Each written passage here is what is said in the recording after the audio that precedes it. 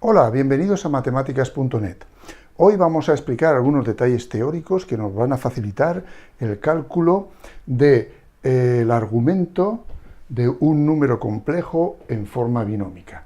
Eso lo vamos a hacer con el fin de pasar el número complejo de forma binómica a la forma trigonométrica, polar o exponencial.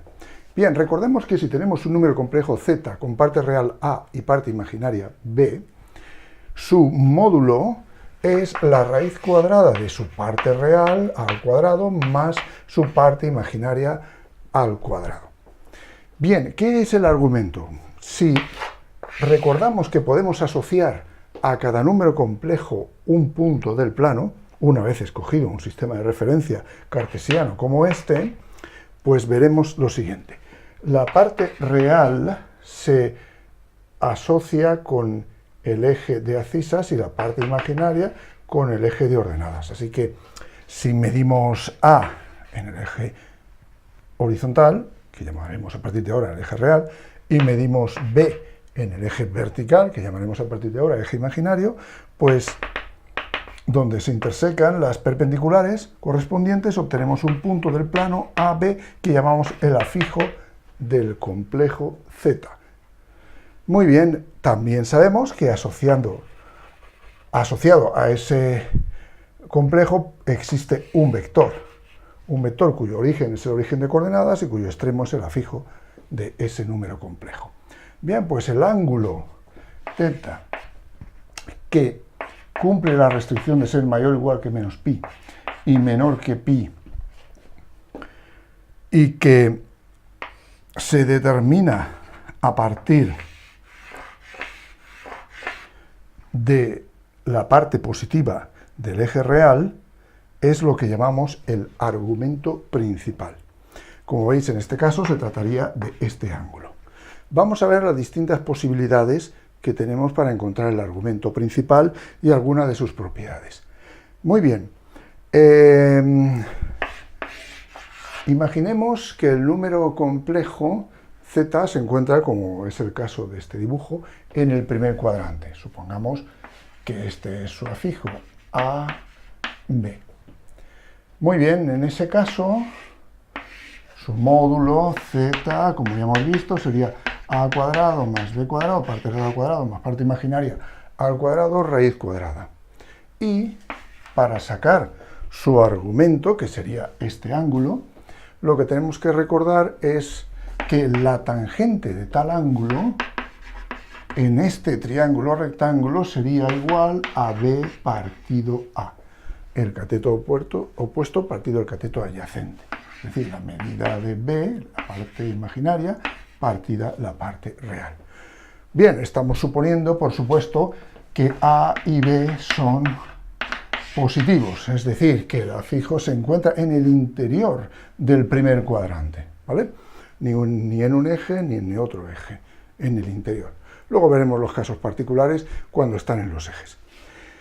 Bien, sabiendo que la tangente es b partido por a, lo más natural sería pensar que que el argumento principal es el arco tangente de b partido a. Y así va a ser.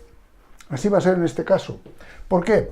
Recordemos que cuando escribo arco tangente, lo que quiero decir es la rama principal del arco tangente, es decir, un ángulo que está entre menos pi medios y pi medios cuya tangente es precisamente b partido por a. ¿De acuerdo? En este caso no hay ningún problema porque directamente el valor que nos da, por las propias restricciones que he dicho de la rama del arco tangente, se queda entre menos pi medios y cumple la restricción que hemos impuesto para el argumento principal. Vale, ahora ¿qué pasaría si tuviéramos, por ejemplo, un ángulo del segundo cuadrante? Si tenemos un ángulo del segundo cuadrante, o mejor dicho, si tenemos el número complejo, el afijo, en el segundo cuadrante, es decir, si la parte real es negativa y la parte imaginaria es positiva, ¿de acuerdo? Repito, la parte imaginaria es positiva y la parte real es negativa, Entonces encontraría aquí, como antes el módulo seguiría siendo esto, no hay ningún problema. Y ahora, para averiguar el argumento principal, es decir, aquel ángulo que cumple esto, vamos a fijarnos en lo siguiente. Si calculamos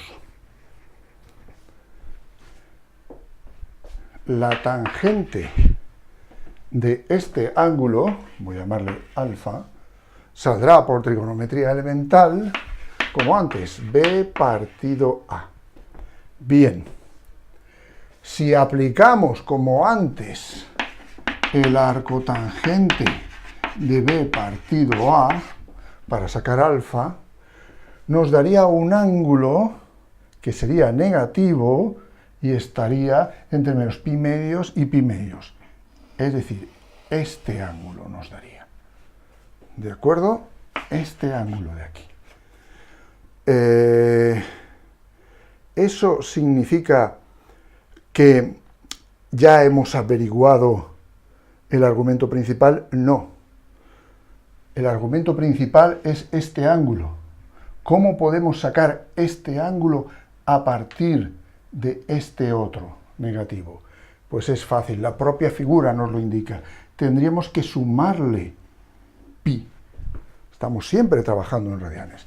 Es decir, el ángulo que yo quiero, el argumento principal, saldría como el arcotangente de b partido a más pi. ¿De acuerdo? Vuelvo a decir, vuelvo a repetir, este es el ángulo que queremos. El arcotangente lo hemos hecho de este ángulo, que corresponde a este otro, ¿vale? Negativo. Pero el que nos interesa es este, por lo tanto, sumándole pi radianes, obtendríamos el que aquí aparece. Bien, voy a sintetizar un poco lo que estoy diciendo. Voy a hacer una especie de esquema aquí arriba, y veamos, primer cuadrante, a mayor que 0, b mayor que 0. El argumento principal de tal complejo sería directamente el arcotangente de b partido a. Bien, segundo cuadrante, como he dicho aquí, sería a menor que 0, b mayor que 0. El argumento principal sería ahora pi más el arcotangente de b partido a. Vamos a ver ahora el tercer cuadrante, donde tanto a como b, es decir, la parte real y la parte imaginaria, serían negativas. Sería este caso, el afijo del número complejo se encuentra aquí, ¿vale? Y nosotros vamos a medir, nos interesa obtener este ángulo, que es el argumento principal porque cumple esta restricción. Vale, como antes, ponemos este otro ángulo, le llamamos, por ejemplo, beta, y aplicamos la trigonometría elemental, y la tangente de beta sería, como antes, b partido a. ¿De acuerdo? Bueno, en este caso sería b partido a. Ahí me he equivocado.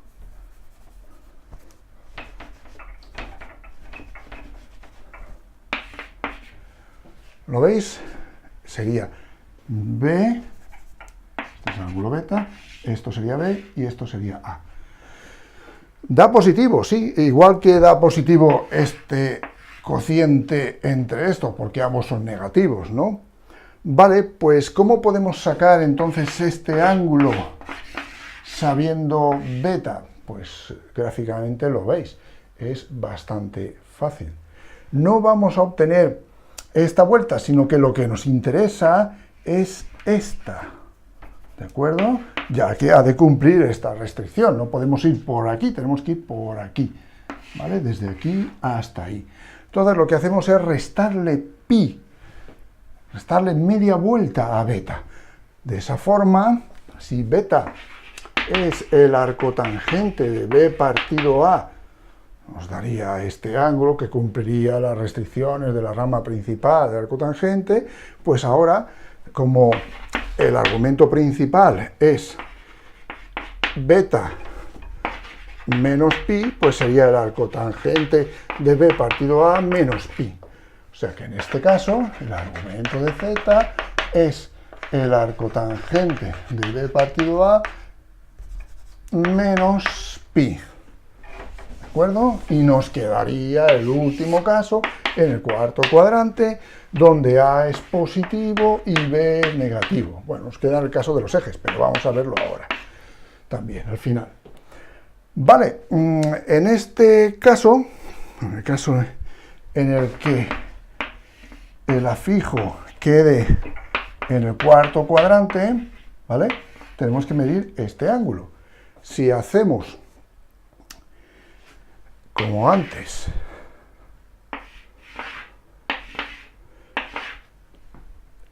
la tangente del ángulo de θ, de este ángulo de aquí, ¿vale? ¿Lo veis? Es el mismo en realidad. Si hacemos la tangente de este ángulo, pues por trigonometría elemental, pues b partido a. B partido a. Y, como veis, nos daría un ángulo que cumpliría, cuando hiciéramos θ igual al arco tangente de b partido a, cumpliría directamente las restricciones que yo quiero, porque me va a salir un ángulo entre menos pi medios y pi medios directamente. ¿De acuerdo?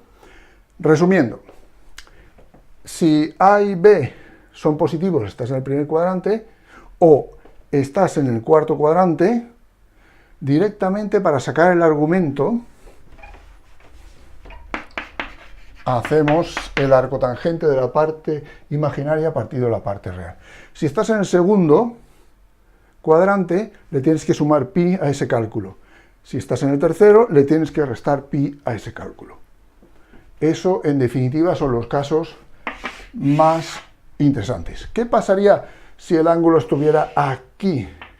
Si el afijo estuviera aquí, mejor dicho. Bueno, entonces eso es inmediato. El argumento sería directamente pi medios. Como veis, el ángulo sería justamente un ángulo recto, pi medios, si ese es el caso, en el que a es 0 y b es positivo. Es decir, 0b. Si estuviera aquí, que es el caso en el que, vamos a poner, a es negativo y b es 0, pues el argumento de z sería menos pi. Obviamente, si está aquí, el afijo, es decir, es a0 pero con a negativo, pues por la restricción que tenemos aquí, tiene que ser menos pi. Y finalmente, si el valor de a es positivo y el de b es 0, es decir, se encuentra aquí, bueno, aún me faltaría un caso más. Sí, se encuentra aquí, pues entonces directamente el ángulo es 0. Y si b es negativo y a es 0, es decir, se encuentra aquí el afijo, pues el argumento ha de ser menos pi medios. Todo esto cumple, evidentemente, las restricciones que estoy poniendo desde el principio. ¿De acuerdo? Eso sería el cuadro resumen que tenéis que tener en cuenta cuando hacéis el cálculo de la forma directamente trigonométrica, pero a partir de ahí podéis sacar la polar y la forma exponencial. ¿Qué pasaría en el caso de que tanto a como b sean 0? Es decir, que se fuera 0 más 0i. Pues en ese caso cualquier ángulo valdría, porque al fin y al cabo podéis poner 0 por coseno de i más por coseno de θ más i seno de θ y daría siempre 0, siempre que pongáis aquí cualquier ángulo. Es decir, estén asociados todos los ángulos. Para acabar es importante recordar que el argumento principal no es la única manera de poner el valor del ángulo. Realmente, si recordáis las principales propiedades de las funciones trigonométricas, si tuviéramos un ángulo como por ejemplo este y le sumáramos una vuelta completa, volveríamos a encontrarnos con la misma intersección con la circunferencia unidad del lado terminal y por lo tanto tendríamos el mismo seno y el mismo coseno. Es decir, podemos definir el argumento general de un número complejo como el conjunto formado por la suma del argumento principal más los múltiplos enteros de 2pi, es decir, las sucesivas vueltas. De esa forma, el número complejo en realidad no tiene una única determinación así. Tendría muchas determinaciones, todas aquellas que tuvieran esta forma. Cuando digo determinación me refiero a expresarlo en forma trigonométrica o polar o exponencial. Esto será importante más adelante, cuando hablemos de diferentes cálculos que se hacen, como logaritmos, exponenciales, otro tipo de expresiones, y esto es muy importante, hay que tenerlo en cuenta. Es decir, lo que tienes aquí es el argumento principal y luego tienes el argumento general construido a partir del argumento principal, ¿vale? Pero recordad que cualquier forma, cualquier expresión así equivale a poner el número complejo a más bi que teníamos al principio, ¿eh? O sea, el resultado sería el mismo.